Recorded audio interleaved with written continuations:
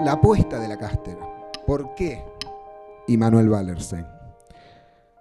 Desde mi punto de vista, es el principal sociólogo contemporáneo radicado en el norte global y más exactamente en la cima del poder sociológico norteamericano, que ha integrado en su visión del mundo a las realidades del sur global y del hemisferio oriental, así como a sus diferentes tradiciones intelectuales, culturales y políticas.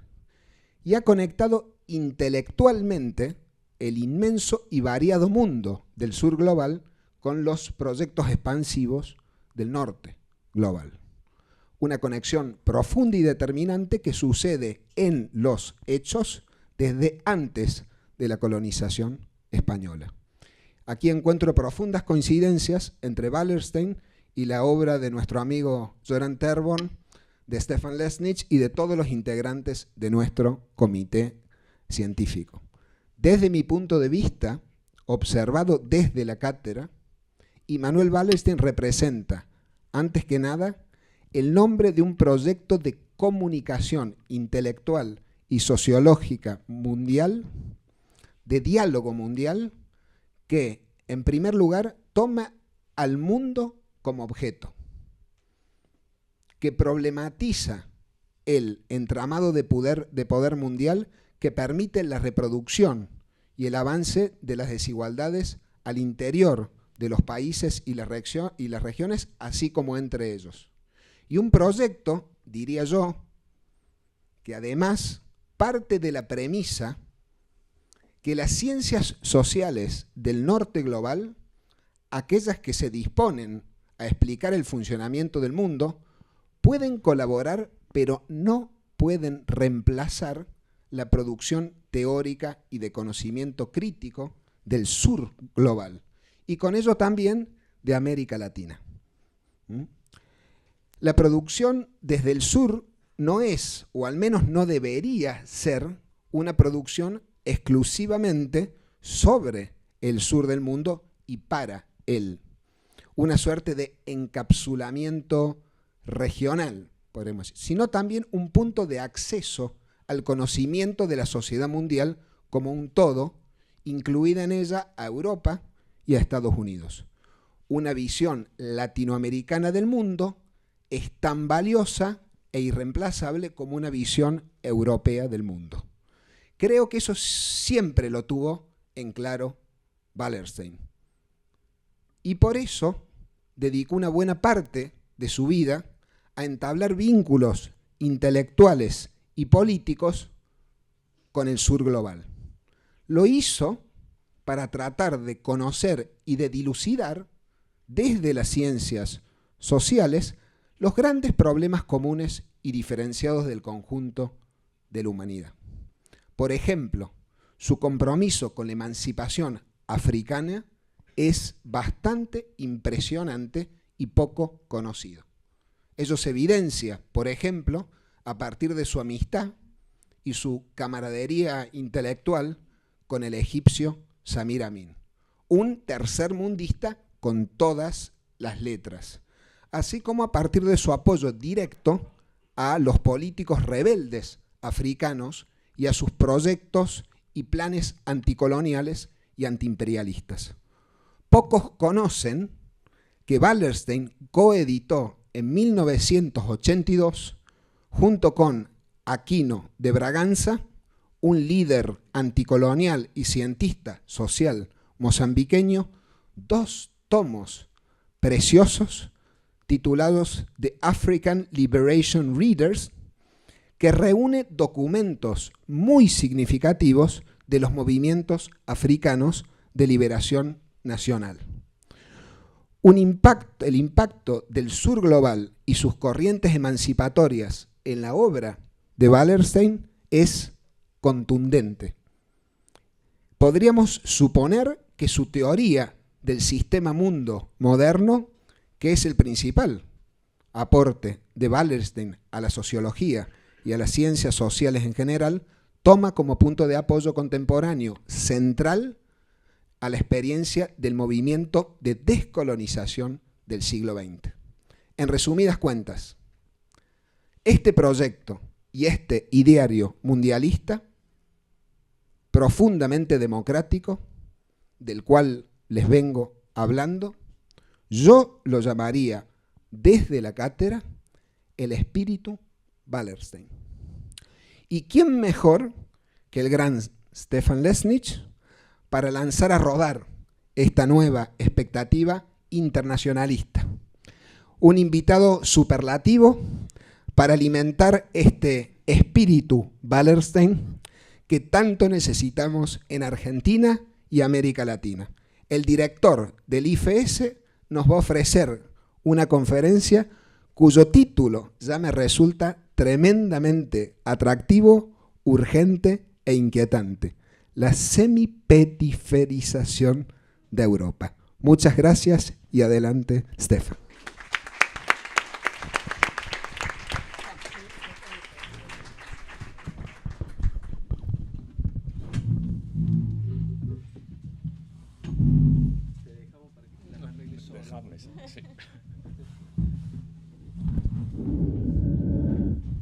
Bueno, como diría Göran Terborn esta mañana, me abandonan, me dejan aquí solo.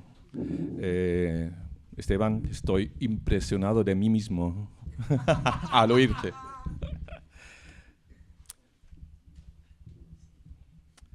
Bueno, buenas tardes a todos, todas, todes. Gracias por aguantar esta media hora y por quedarse aquí. Algunos han salido ya, pero bien. Antes de empezar con el ejercicio intelectual, 3 o 4 cosas, creo que serán 4. La primera es pedir disculpas o comprensión, piedad por mis limitaciones lingüísticas. Sé que manejo bien el español o castellano, nunca sé cómo se dice, pero me falta vocabulario activo. Y por eso recurriré a la práctica de la creación de neologismos personales, mezclando el español con otras lenguas romanas, un poco de inglés, un poco de alemán, en su caso. Vale. La segunda cosa, dar también las gracias y de corazón por poder estar aquí. Gracias, Esteban, por la iniciativa de la creación de esta cátedra. Gracias a todas las personas, organizaciones, instituciones que han sido nombradas aquí. No lo repetiré, pero gracias.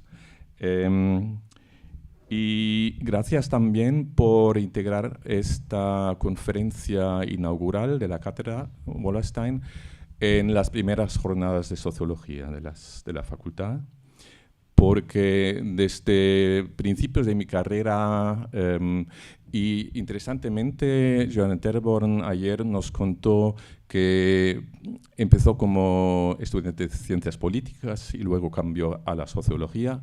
En mi caso es lo mismo, fue lo mismo. Y desde mi cambio al campo sociológico tengo el interés y la ambición de potenciar la profesionalidad de la sociología como disciplina y como profesión. Así que estoy entusiasmado y impresionado por esas primeras jornadas aquí en Córdoba y agradezco a todos los organizadores, incluidos los estudiantes, organizar esto y tenerme aquí en este contexto. Y por último, y bueno, para mí personalmente es importante decirlo, no sé si ustedes pensarán que está, bueno, que este es el lugar para decirlo, pero quiero expresar mi solidaridad absoluta, incondicional, en el ámbito ideológico, pero también en el ámbito institucional y material, no solo personalmente, sino por parte del IFS, el Instituto de Investigación Social de Frankfurt. Mi solidaridad absoluta con la Academia Argentina, en general y con la sociología en particular, ante las agresiones actuales y potenciales futuras a la libertad académica en este país. Agresiones provenientes del gobierno de esta nación, pero de la institución que sea, atacar los recursos de la universidad pública y de la educación pública, recursos financieros, infraestructurales, personales, es un ataque a la libertad académica. Un ataque que en este caso pues, es definido como un ejercicio de libertad, pero con una comprensión del concepto de libertad pues, muy especial, específico y envenenado. Y por eso estoy especialmente agradecido de poder estar aquí y expresar esta solidaridad.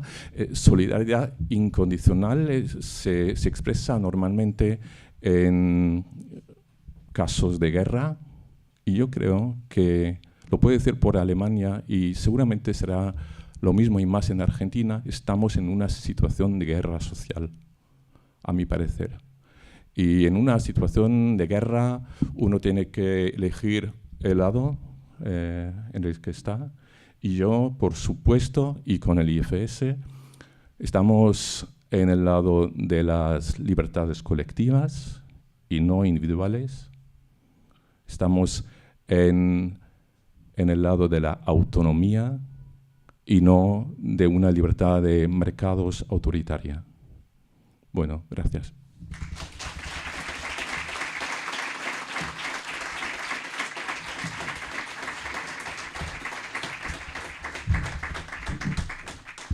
Bueno, y ahora, como se esperaría de una persona proveniente de Alemania, un cambio weberiano de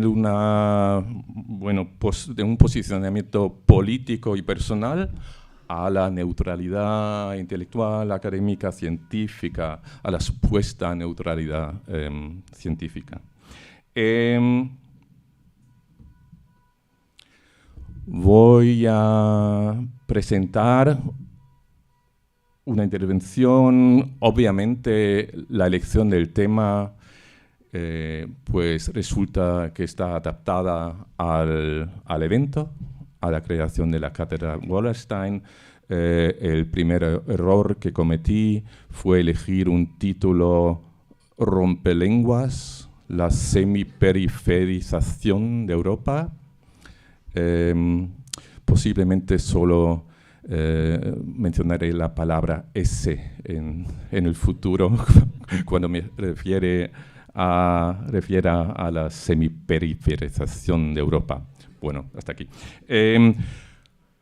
Tres pasos de mi intervención. Vienen tres pasos. El primero será conceptual, el segundo analítico, diagnóstico y el tercero teórico y autocrítico. Esos son los tres pasos. El primero les presentaré, elaboraré un poco los conceptos de sistema-mundo y de centro y periferia y semiperiferia, claro, de Immanuel Wallerstein. Sé que en Europa diríamos que posiblemente esto es llevar búhos a Atenas. No sé si se conoce aquí. Es como llevar bife o mate a Argentina. Supongo que todos conocerán los conceptos centrales de la teoría del sistema-mundo de Wallerstein, pero para la dramaturgia de mi intervención es esencial elaborar primero en esto. El segundo paso será elaborar la tesis de la semiperiferización de Europa y el tercero será un enjuiciamiento crítico de la teoría crítica. Un ejercicio pequeño de autocrítica de la teoría crítica.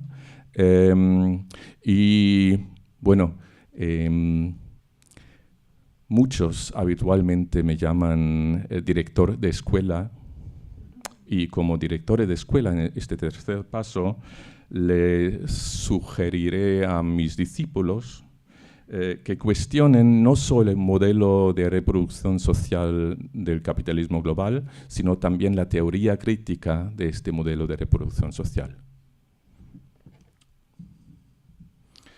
Bueno, primer paso, y esto conecta bastante bien con la intervención de Göran Therborn de esta mañana, así que las que han estado aquí esta mañana pues verán algunas analogías y conexiones y una comunicación con su intervención de esta mañana, y en algunos sitios de la presentación lo diré explícitamente, porque esta mañana Göran habló de una revolución sociológica que se hace necesaria por los cambios del mundo social a principios del siglo XXI.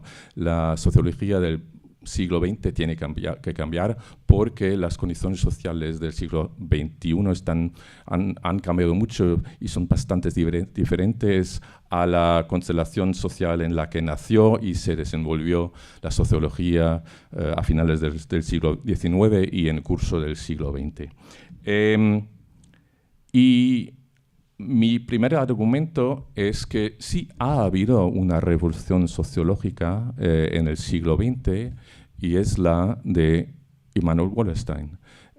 Creo que el análisis del sistema mundo y la teoría del sistema mundo es una revolución sociológica, pero en términos de Thomas Kuhn y la estructura de las revoluciones científicas, es una revolución a medias, porque se podría decir que se ha quedado en la periferia del mundo académico, al menos euroatlántico. Es una revolución que no ha logrado pues, afectar e irritar fundamentalmente al centro, al mainstream de la sociología occidental. Pero de todos modos es una revolución científica, sociológica, a mi modo de ver. Es en análisis del sistema mundo como revolución sociológica, y parte de lo revolucionario de esta teoría es que rompe con, como Thomas Kuhn dijo en la estructura de las revoluciones científicas, en el centro de estas revoluciones está un cambio de paradigma, un cambio paradigmático y una rotura, el abandono de la ciencia normal y el establecimiento de otra perspectiva que pues cambia fundamentalmente la perspectiva anterior de la ciencia normal. Y aquí lo que hace Wallerstein es cambiar fundamentalmente la perspectiva sociológica o de ciencias sociales, la perspectiva bajo la que se analizan la modernidad, las sociedades modernas, porque él pues opera el abandono del paradigma de historias nacionales y de relaciones internacionales como se conocen en las ciencias políticas.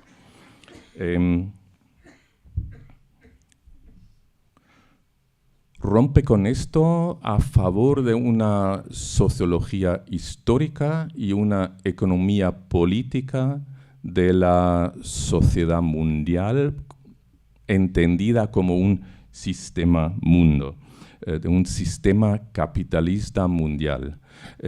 Es otra cosa que una teoría de la sociedad mundial.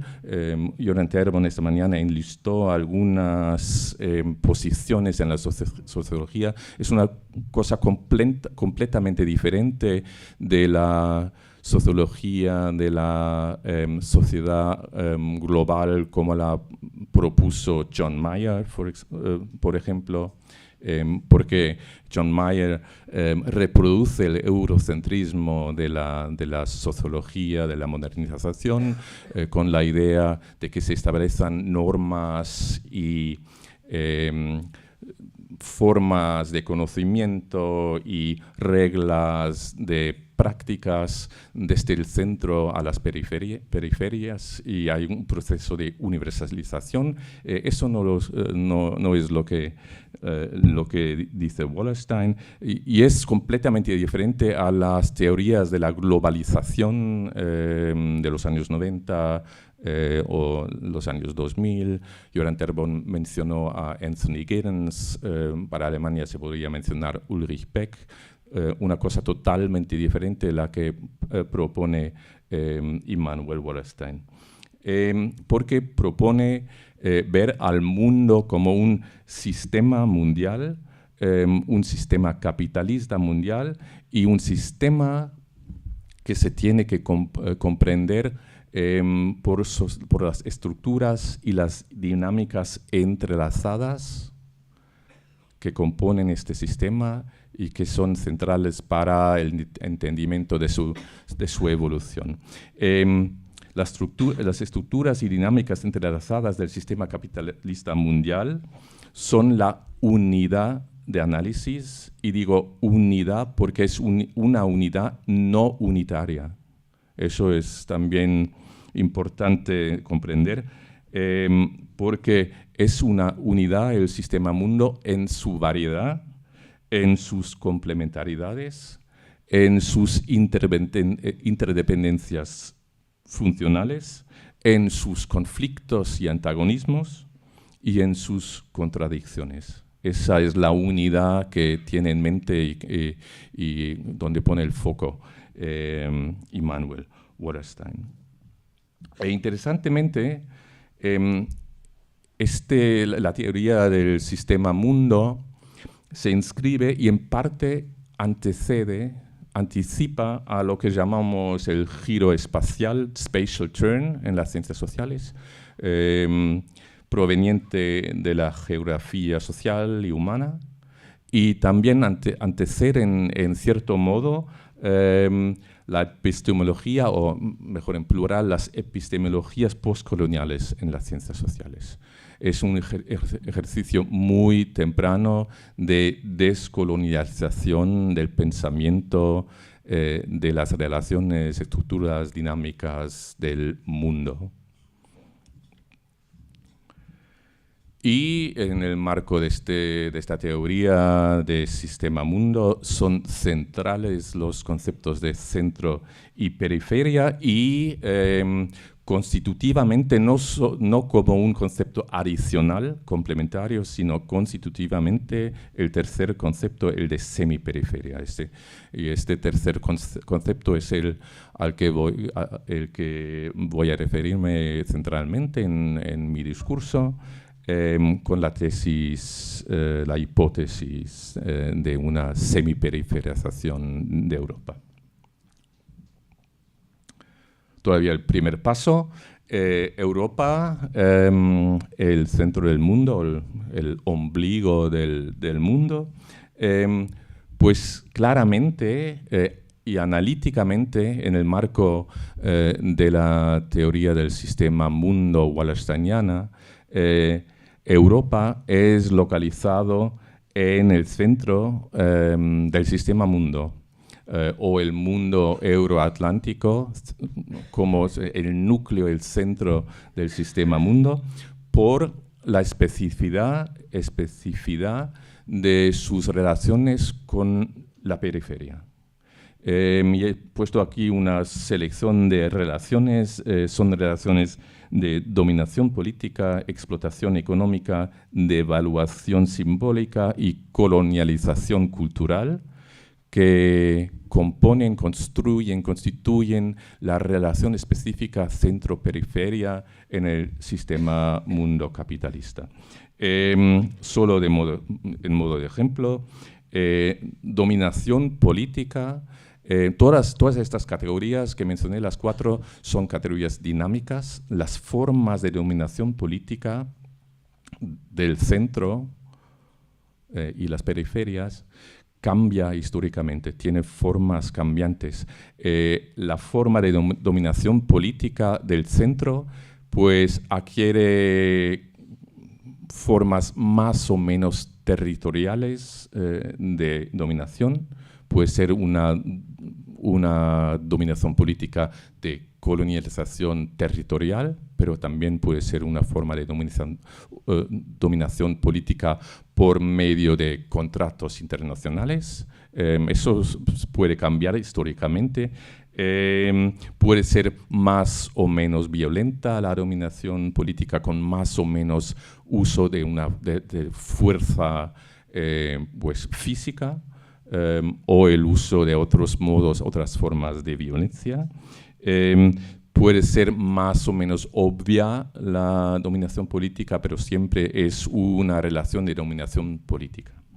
Explotación económica también puede cambiar y cambia históricamente, empezando con el capitalismo mercantil, luego el capitalismo industrial, posiblemente el capitalismo de conocimiento e información del siglo XX y XXI, pero siempre la explotación que el centro opera sobre la periferia es de una forma extraccionista.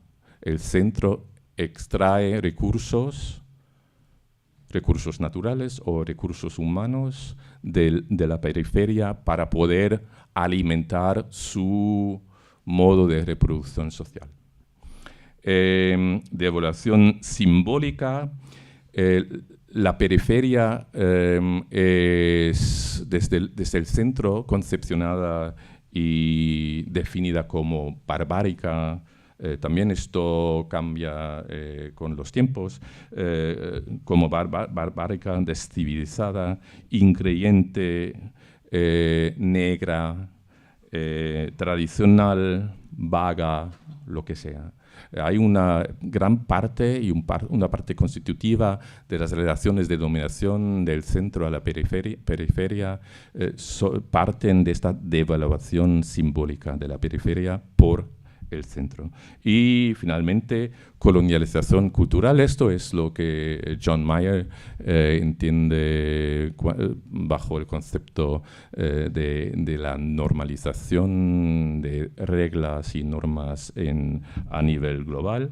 La colonialización cultural, que claro, la Escuela de Frankfurt también en parte pues analizó bajo el lema de la industria de la cultura.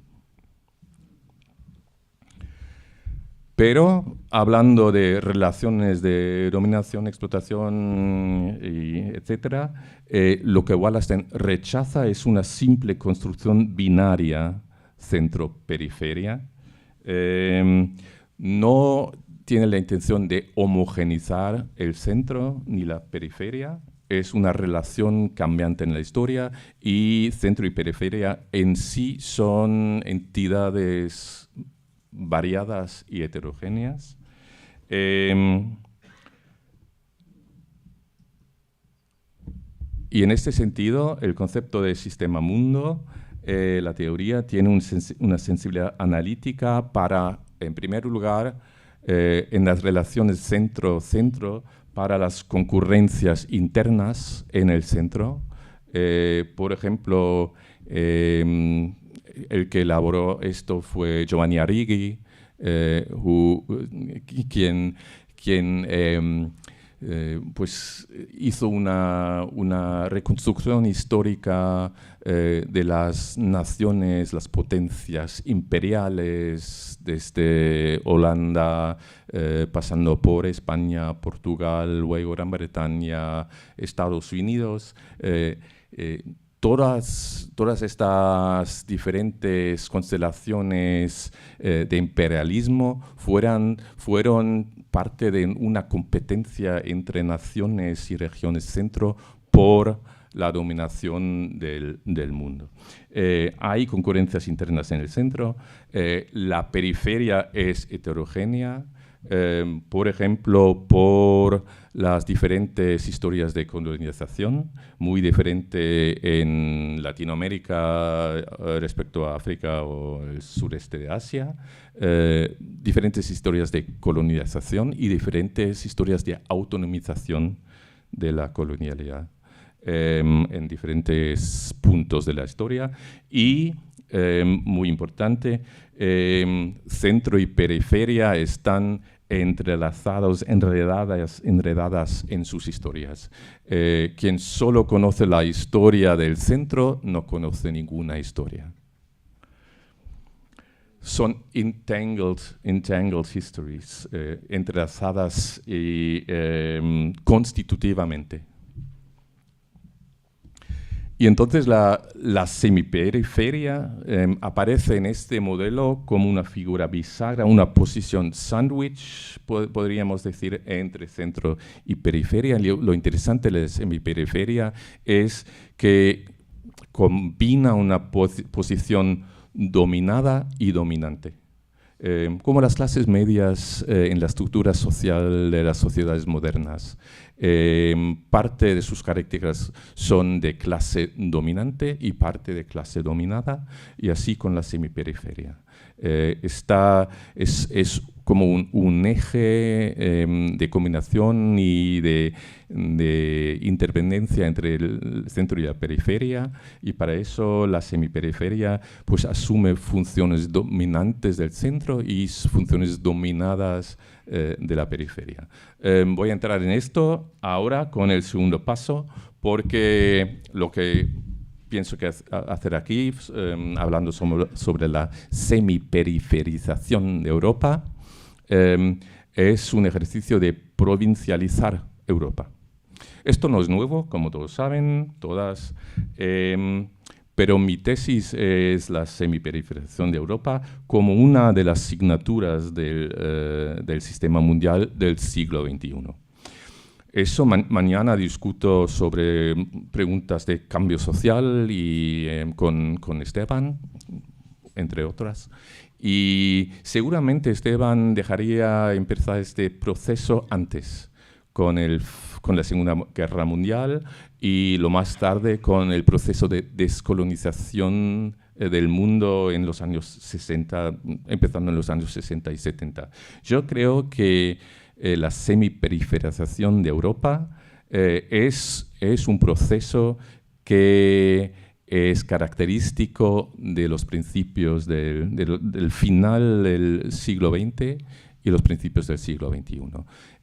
Creo que empieza realmente con la implosión del socialismo de Estado en 1989-90 y sigue con la crisis financiera del 2007-2008 y con, bueno, todos los eventos que conocemos de guerras de civilizaciones desde 2011.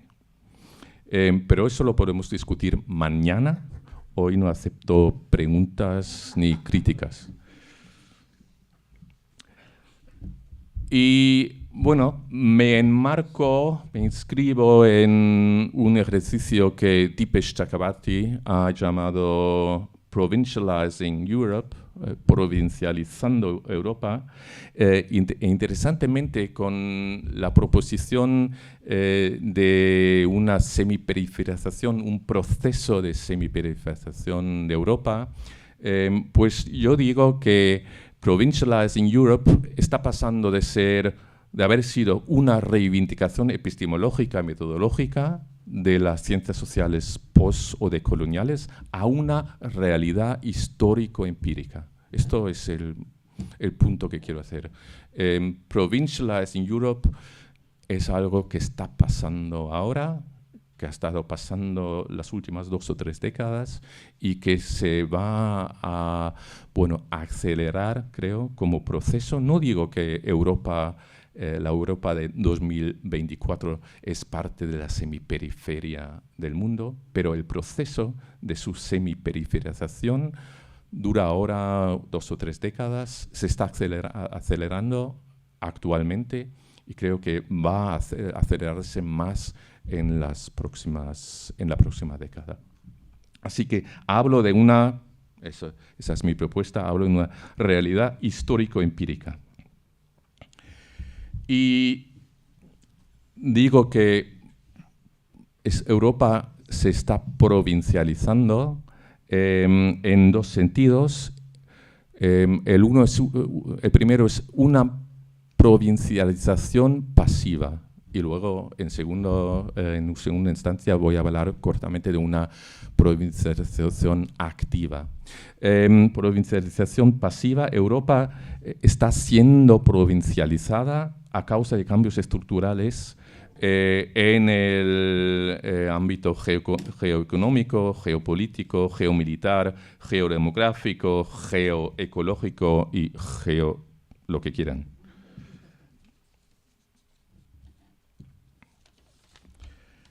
Esto, en principio, ya lo ha dicho Göran esta mañana, pero por si alguien no hubiera estado aquí esta mañana, lo voy a repetir. Y solo con unos ejemplos muy cursóricos, no sé. Procesos geoeconómicos, obviamente el ascenso de China, pero también de India y los estados BRICS en el concierto económico mundial. Véase la relación económica entre Argentina y China, claro está. Cambios estructurales geopolíticos, el ascenso de regímenes autoritarios en todo el mundo, el rol cambiante de los regímenes fosilistas en Oriente Medio y sus muy inteligentes estratégicas de envisionar un futuro post-fosilista. Los cambios geomilitares, la crisis de la OTAN y la reticencia de los Estados Unidos de poner su mano protectiva sobre la Europa occidental y oriental. Un proceso que va a seguir independientemente de que Donald Trump gane las elecciones presidenciales o no, sería mi tesis. Cambios geodemográficos, sobre eso ha hablado Göran esta mañana. Cambios geodemográficos obvios. Europa está envejeciendo y su parte relativa de la población mundial está bajando cada año. Y geoecológicos, los cambios, para mí en mi análisis está en el centro de la cosa, el fin del régimen energético que hacía posible el modo de reproducción, el modelo de reproducción social del capitalismo occidental, del capitalismo europeo. Este régimen energético está terminando y la guerra de Rusia con Ucrania y los cambios muy acelerados de naciones europeas de ver de dónde reciben su energía que posibilita no solo el modelo económico, sino el modelo social, de distribución social del estado de bienestar, la nervosidad de encontrar otros recursos de regímenes democráticos o no tan democráticos. Eso es un cambio estructural de la configuración mundial y de la posición de Europa en la configuración mundial. Bueno, eso solo a modo de ilustración, pero por otro lado yo diría que no solo hay una provincialización de Europa por estos cambios estructurales en diferentes esferas del sistema mundo, sino que hay una autoprovincialización de Europa. Y esta reside en su régimen fronterizo y sus políticas de inmigración. Una región que está constitutivamente dependiendo de un intercambio libre de bienes, de toda clase de bienes industriales, agrarios, de recursos naturales, está cerrando sus fronteras a la movilidad de personas. Eso es una contradicción fundamental en el modelo de organización y reproducción social del capitalismo europeo. Y eso viene con un racismo institucionalizado, el régimen fronterizo, las políticas de inmigración muy selectivas y el racismo institucionalizado son, a mi modo de ver, elementos de la autoprofundización de Europa, porque una región que vive de la apertura económica se cierra políticamente. Y esto es la causa de tensiones fundamentales estructurales en la construcción interna de las sociedades europeas. Bueno, ¿por qué ahora hablo de semiperiferización? Pusieron la pregunta, Göran, esta mañana, ¿por qué América Latina semiperiferizada? Y como el título de mi ponencia es la semiperiferización, creo que tengo que decir por qué hablo de un proceso de semiperiferización de Europa. Pues lo localizo en tres registros. Uno, Europa en el concierto de las regiones, de las otras regiones del centro. Y es obvio para mí que hay una pérdida de posiciones de Europa en el sistema mundo. Hay un declive de su posicionamiento relativo a otros centros en el sistema mundo, a los Estados Unidos, en relación con los viejos centros del sistema mundo y los nuevos, Estados Unidos, China y especialmente China, pero también otros centros nacientes, semiperiferias, que están moviendo más y más al centro del sistema mundial, económicamente, políticamente, culturalmente. La segunda faceta de la semiperiferización es que las sociedades europeas que viven en su posición céntrica de la explotación de las periferias, pues esta explotación de las periferias se ha vuelto más difícil y más conflictiva en las últimas 2 o 3 décadas y se volverá mucho más difícil en las décadas por venir. Y especialmente eso es lo que me interesa, especialmente en las formas de explotación de recursos naturales. Hay una competencia gigante entre los centros por recursos naturales y la posición de Europa se está empeorando para organizar la explotación de recursos naturales en el resto del mundo.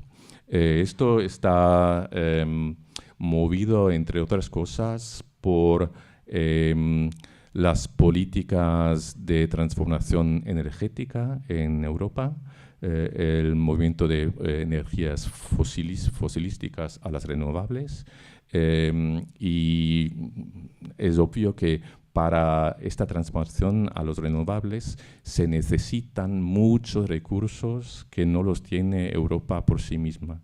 Se necesita, por ejemplo, se necesitan territorios gigantescos para producir hidrógeno verde. Y Europa los está buscando en la África occidental por medio de contratos con naciones de África occidental, pero en el proceso de potenciación de las economías, de las sociedades que dan los recursos a los centros económicos del mundo, pues será mucho más difícil para Europa, compitiendo con China en África, por ejemplo, por suelos, por recursos, por infraestructuras, será mucho más difícil que en los tiempos de colonialización territorial o virtual, pues organizar los recursos que fundamentan su modelo económico y de reproducción social. Y será mucho más difícil en el futuro organizar lo que en la literatura se es conocido como intercambio ecológico desigual. El intercambio ecológico desigual que reside, entre otras cosas, en que la producción basura, la producción marrón, sucia, se hace en las periferias y luego se importa, se importan los recursos para luego hacer la producción verde en las economías centrales. Y con eso no solo se han explotado hasta ahora los recursos naturales de otras regiones del mundo, sino ha habido un greenwashing fundamental de los balances ecológicos de emisiones de carbono-óxido en Europa. Alemania y su posición muy avanzada en la reducción de emisiones, pues lo organiza por la exportación de emisiones de industrias sucias a otros lugares del mundo. Y esta forma de organizar la transformación verde será mucho más difícil en un futuro, no muy lejano. Y interesantemente, porque las formas de explotación externas se vuelven más difíciles, hay la necesidad funcional de organizar más explotación de recursos naturales y de recursos humanos internamente. Eso es interesante porque eso para mí es parte fundamental de la etiqueta semiperiferización, porque las sociedades europeas se están volviendo dualizadas mucho más que antes en los mercados de trabajo, informalizadas y polarizadas en la estructura social. Y eso porque hay una importación inmensa de trabajo, pero no formal, sino informal y en parte ilegalizado, y muchas partes de la economía, no solo de Alemania, sino de economías europeas, no funcionarían. La agricultura, partes de la industria de la carne, por ejemplo, muchos servicios, los trabajos domésticos, el cuidado de los mayores y los ancianos no funcionarían sin la importación masiva de migrantes del este de Europa y del resto del mundo en todas las economías europeas. Y eso es una faceta relativamente nueva de la estructura social y de los mercados de trabajo en Europa. Por eso para mí es parte del cambio de las estructuras y dinámicas de explotación externa, y el cambio de las dinámicas de explotación interna es lo que para mí configura este modelo de semiperiferización de Europa. Implicaciones. Hay una contradicción crecientemente evidente a nivel normativo entre la pretensión universalista del narrativo normativo de Europa y las políticas reales, neocoloniales y neonacionalistas promovidas por Europa. Es un argumento que también presentó Göran Terborn esta mañana. Es una contradicción fundamental a mi modo de ver, porque las políticas reales desmienten cada día el mundo normativo presentado en autodescripción de las sociedades europeas, de ser, bueno, la cúspide mundial de libertades, de democracia, de participación, de posibilidades de movilidad, etcétera, etcétera. Y las prácticas neocoloniales y neonacionalistas, la el cerramiento de las naciones, de las sociedades-nación, y las prácticas neocoloniales desmienten cada día en la práctica la norma, no subtexto, sino antetexto normativo que presentan estas sociedades. Y otra implicación que es que yo creo que los movimientos autoritarios, derechistas, neofascistas, que ahora mismo tienen un auge espectacular en toda Europa, del oeste como del este, en toda Europa, pues se fundamentan en la percepción individual y colectiva en estas sociedades de que los buenos tiempos han pasado. Es lo que Göran Terborn dijo, que las naciones del norte global no tienen futuro. No tienen una visión de un futuro mejor, sino tienen una visión de una, si todo va bien, replicación de lo que ha habido hace décadas. Y creo que se está notando en estratos mayoritarios de las sociedades europeas, que los buenos tiempos se están acabando, que no se puede proyectar el modelo de reproducción social de esas sociedades al futuro, y que hay que hacer todo lo que dije yo para por lo menos asegurarse uno de los puestos entre los más privilegiados en el sistema mundo. Y esa noción latente, preconsciente, subcutánea de que la trayectoria societal, en analogía a la trayectoria social individual de Pierre Bourdieu, la trayectoria societal pues está descendiendo, y en el modo y en la manera de que esto se nota en la fábrica social de las sociedades europeas, pues hay una agresividad social que se nota cada día en las calles europeas, y que yo creo que fundamentan, que son como el fuego afectivo al éxito de las propuestas autoritarias neofascistas en Europa. Por eso yo no diría que eso es populismo, sino está fundamentado en una opción racional. La gente quiere que las cosas sean como han estado antes, se vuelvan como han estado antes, y notan que eso va a ser muy difícil.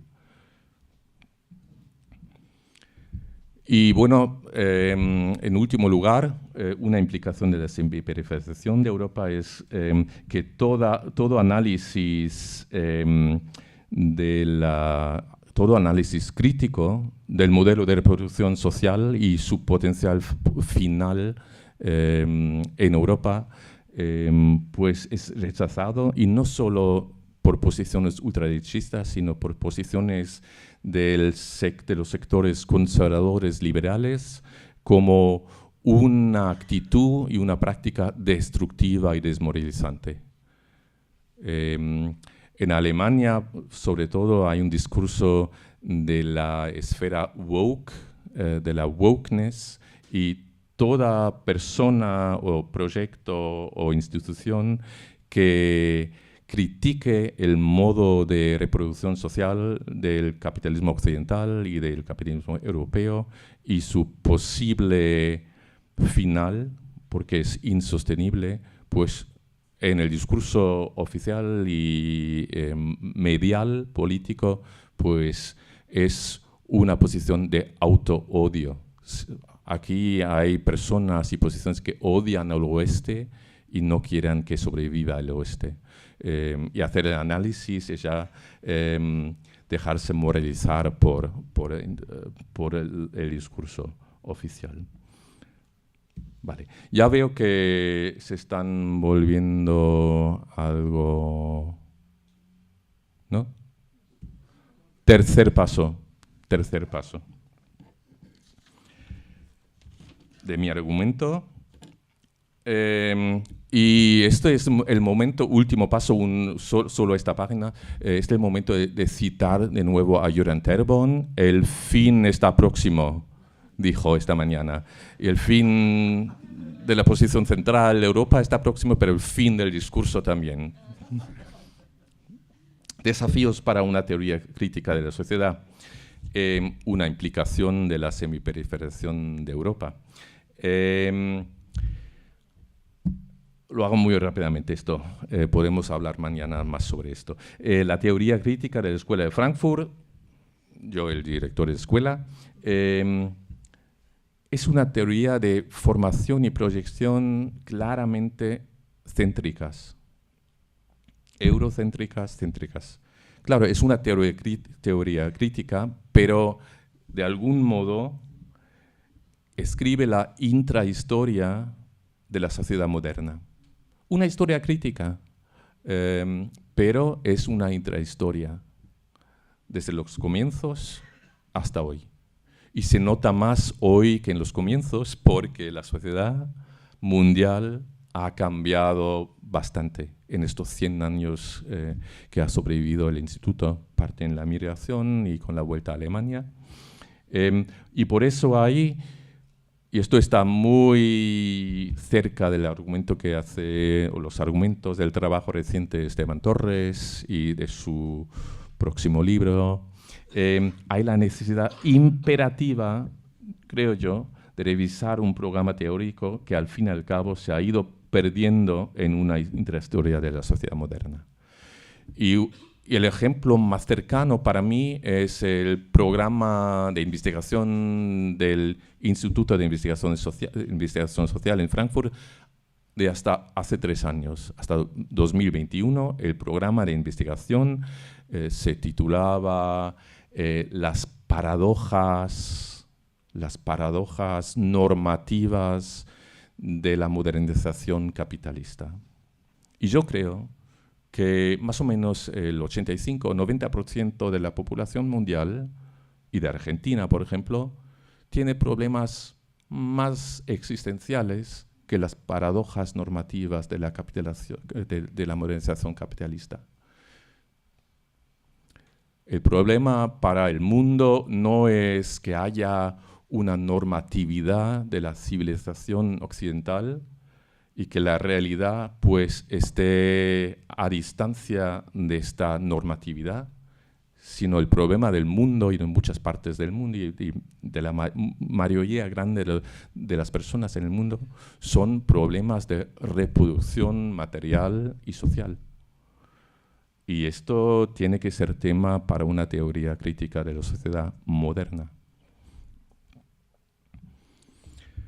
Y en este contexto, acabo con lo que a mí me interesa más y lo que ha sido parte de mi trabajo personal en la última década. En este contexto está pendiente también una actualización crítica de la teoría frankfurtiana del capitalismo tardío. Capitalismo tardío, eso es de lo que me ocupo yo desde hace una década, empezando con un libro que escribí junto con un colega de Frankfurt, cuando yo no estaba en Frankfurt, titulado Klaus Offe and the Critical Theory of the Capitalist State. Y Klaus Offe, que fue mi mentor en mi disertación, en mi tesis. En los años 60 y 70, a finales de los años 60 y a principios de los años 70, fue uno de las cabezas intelectuales más innovativas y creativas de definir lo que es el capitalismo tardío. Y eso es interesante porque el concepto del capitalismo tardío, que comunica con los conceptos de capitalismo monopolio, por ejemplo, capitalismo organizado de otros tiempos y otras direcciones de la teoría crítica. La idea central del concepto de capitalismo tardío es tardío porque, se dijo a finales de 60, a principios de los 70, es tardío porque está agotado el instrumentario de autoadaptación transformativa. Hoffe y otros teóricos críticos en los 60 y 70 dijeron que el capitalismo democrático tiene exhausto el instrumentario para reproducirse establemente por sus fuerzas. Y yo creo que en los años 60 y 70 eso no fue verdad, pero yo creo que ahora hemos llegado en las sociedades europeas hasta el punto que se conforman a esta definición de capitalismo tardío. La semiperiferización de Europa es concepcionalmente análoga al establecimiento de un capitalismo tardío en las sociedades europeas.